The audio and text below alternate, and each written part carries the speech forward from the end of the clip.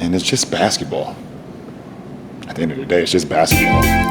Like and subscribe on the way in the door, my people. I hope you all are having a truly, truly fantastic day today.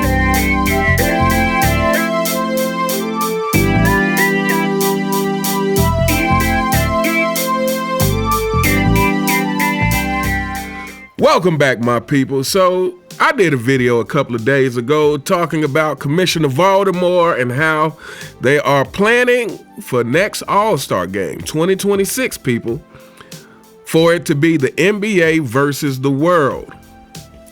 Now, Stephen A. Smith went on ESPN and basically said that he believes that if this doesn't work, they are going to do away with the All-Star game. And I am all for that, people. If they do away with the All-Star game, they should also do away with even being able to be labeled an All-Star at all. So hopefully that will come with that as well. But anyway, so Stephen A. Smith said that, and these newest clowns at ESPN, the Morris brothers, they took it upon themselves to defend the modern day players, basically saying that, hey, give them an incentive to play harder. I mean, they're only making millions of dollars. You got to give them a reason to play, people.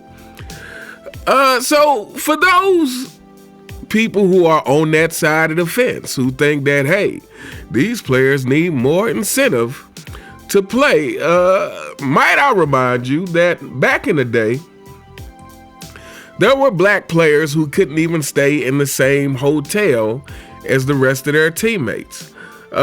Players were flying commercial. The so-called plumbers that JJ Ridiculous likes to talk about were plumbers and electricians and different things because they actually had to have a job during the off season. The physicality was much more, and the game was on a tape delay.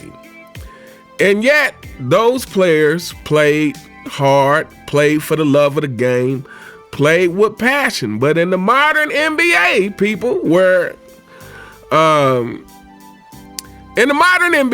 these players are making more money than ever, where they can simply focus on basketball if they wanted to, where they don't have to have second jobs, where they get to fly on a private jet for the team, where they have it as easy as you could possibly have it. All they have to do is focus on being the best basketball players they can be, and they can't even do that.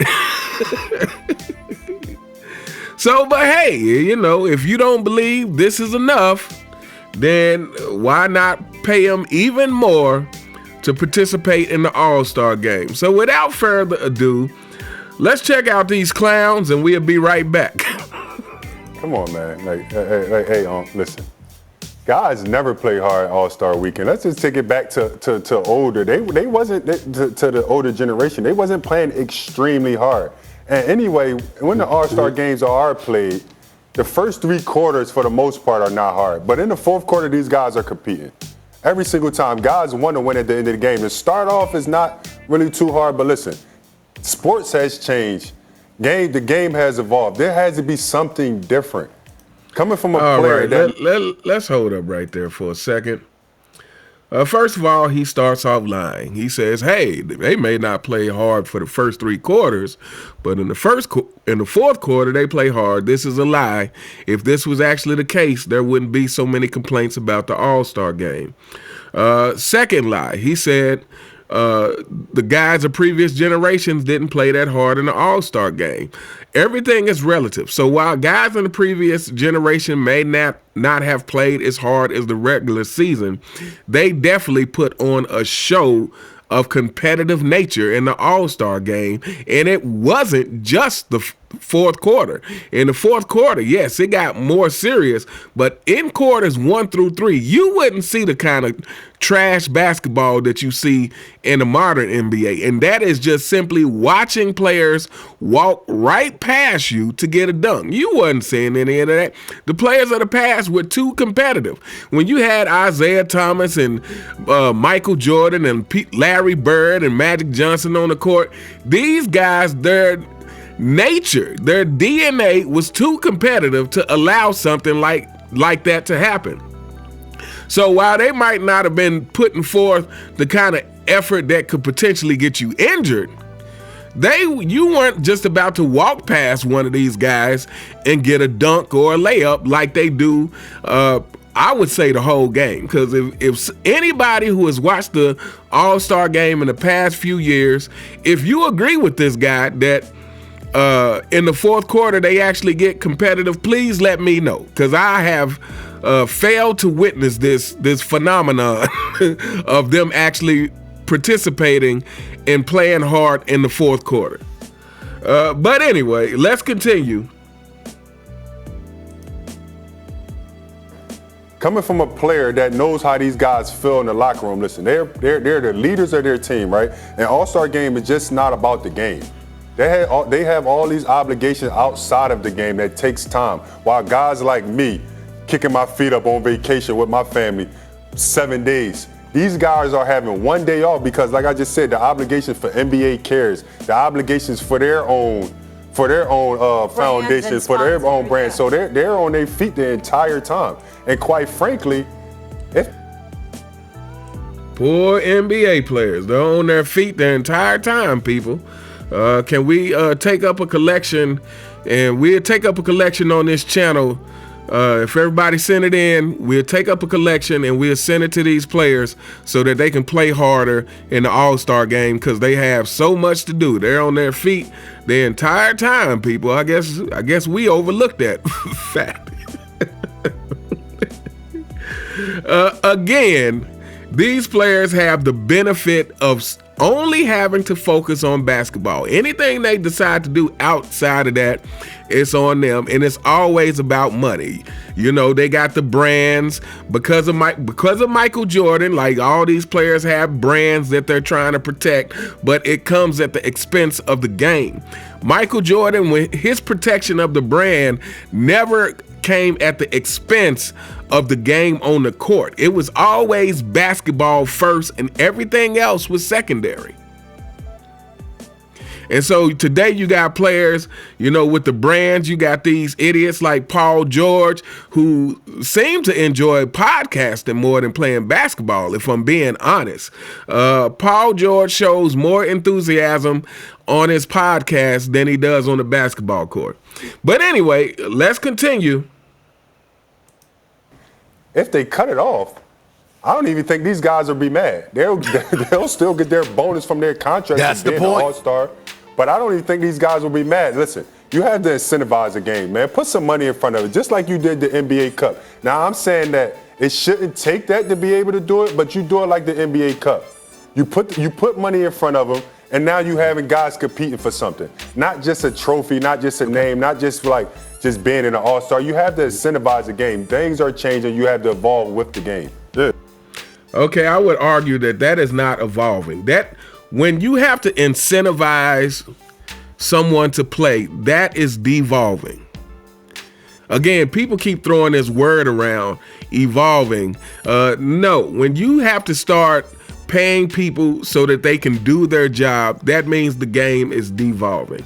Second, just like everyone else in the mainstream media who is capping for the modern generation, who caps for LeBron James, they always have to double talk because they know they sound ridiculous. So he's talking about incentivizing, but he also says in the same breath, now you shouldn't have to do that, because he knows. He knows this is ridiculous. In the same breath that he says, hey, pay the players more money, you got to incentivize these guys to play. In the same breath, he says you shouldn't have to do that. Of course you shouldn't have to do that. So why are you saying it? That doesn't make any sense at all. That doesn't make any sense at all, that if you know that you shouldn't have to incentivize players to play hard in the All-Star game, if you shouldn't have to do it, that means you shouldn't do it. And that means it's a different problem that's going on. That means you are trying to put a Band-Aid on the problem instead of deal with the problem. What you need to do is penalize, not incentivize, penalize these players for not doing their job. If you don't want to play in the All-Star game, it's going to cost you a certain amount off your check, or something should happen. There needs to be a penalty for playing the All-Star game or not playing the All-Star game the way these players have been doing the past several years. Let's continue. With the game. Yeah, just like in the other sports. Like you just said, flag football, then you went to hockey when they had the two sides, the USA and the international, right? I think it's a combination of both. But again, All-Star Weekend is not about that actual game being played. It's about the fans being able to touch the players outside of the game. Yes, you want them to play hard. Yes, you want them to compete. But again, it's been so long. It's been so many All-Star games that, yes, sometimes it's going to vary. Like maybe 10 years from now, they might play a little bit harder. But if you implement something that's worth going after, like you can have the cup, you can actually have a trophy, you can actually have some money, you can incentivize them a little bit more. Yes, they're getting played a lot, but look, show me the money. Like, give me a reason to play hard, not just because this is an All-Star game. I'm not here to play extremely hard in the All-Star game. I'm here to enjoy the weekend, enjoy the fans, enjoy the events, enjoy the people that's around the game. But do I think they go away with it if they don't actually, like, if this doesn't work? No, you can't go away with it. You'll be going away from the fans. You'll be going away from those events that happened during that time. But I mean, I think obviously they could play harder. I think a lot of it is going to come with the younger guys stepping up and being able to be competing. Like, let's talk about the younger guys being able to set the tempo for the next couple of years of playing harder. Okay, so this guy, surely you're aware that it's the fans mostly who are complaining about the ridiculous All-Star game. Surely you are aware that this is why this is a problem, because the fans are complaining and not watching the All-Star game the way we used to. Surely you're aware of that.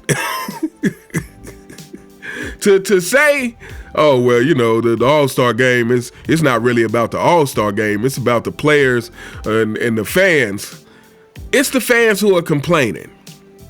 It is us who are saying that the product is trash. And last but not least, this thing he said about the younger players being the one to set the tone. This is exactly what's problem with modern society, is that the people who are supposed to set the tone aren't setting the tone. Michael Jordan, at 40 years old, on the Washington Wizards, played all 82 games. Michael Jordan, at 40 years old, on the Washington Wizards, was setting an example for the rest of his teammates. He was still, getting up early, practicing. He was still doing all the things he did when he was at the top. And partly was to set an example for the rest of the team of what it takes to be great. So since when did it become the job of the younger players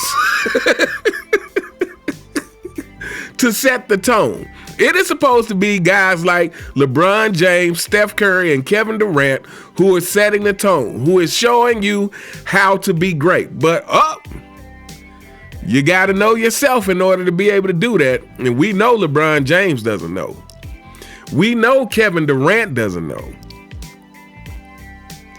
Steph Curry knows, but he doesn't know to the extent that he should know.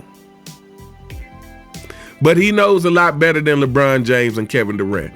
But since when did it become up to the younger people to set the example? This sounds completely ridiculous, and this is why you can't trust what anybody says in mainstream media, because they're always double talking. They always say things to let you know that they know better.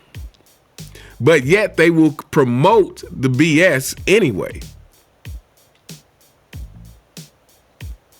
And last but not least, I'm going to keep saying this over and over again, because at the end of the day, young or old, in sports, the foundation is supposed to be being a competitor. You're either a competitor or you're not, people. And for these people who, again, keep trying to tell us that these modern players are the same level of competitor as players of the past, this is just a lie. You do not have to coerce, bribe, incentivize a competitor to compete. And it doesn't matter if you're young or old. Michael Jordan at 40 was the same competitor he was. And this is why you saw the last good All-Star game, to me, was between him and Kobe.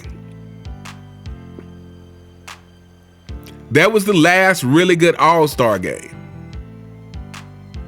And if anybody can think of some pretty good ones since then, please let me know. But that's the last one I remember, is when Michael Jordan and Kobe Bryant were in the All-Star game together. And that is because they set the tone. You had two ultra competitors, so there is no way that the game wasn't going to be competitive. It's no way possible. And Michael Jordan was the oldest guy on the court, still competing.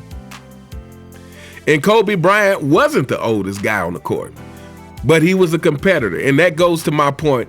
It doesn't matter what your age is. Either you're a competitor or you're not. So for LeBron James and Kevin Durant and Steph Curry, I'm sorry, your participation in the All-Star game being what it is shows that you're just not a competitor like that. For Anthony Edwards and the younger players like that, Halliburton and those guys, your participation in the All-Star game shows what level of competitor you actually are. It shows how much of a competitor you actually are. But anyway, we gonna hold up here, people. Let me know what you guys think in the comments. What did you think of the Morris brothers saying, hey, you got to incentivize these guys. And hey, if they cancel the All-Star game, I don't think the players will care anyway. Yeah, what more can we say about this?